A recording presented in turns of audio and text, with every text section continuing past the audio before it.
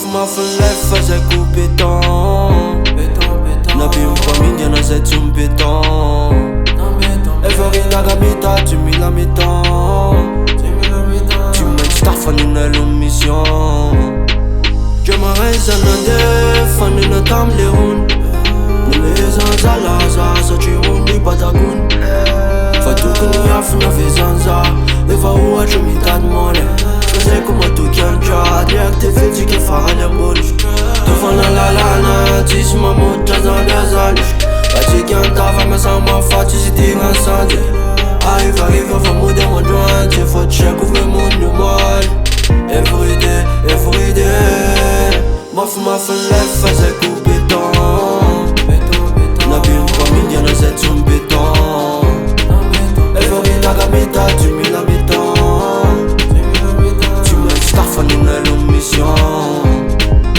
Alaina drala tsisy bedina hibatapata. Ilaina drala tsy mena traina lazaina hoe baka. Alaina drala tsisy bedina hibatapata. Ilaina drala tsy mena traina lazaina hoe baka. Na anatina bureau na eny amy la rue.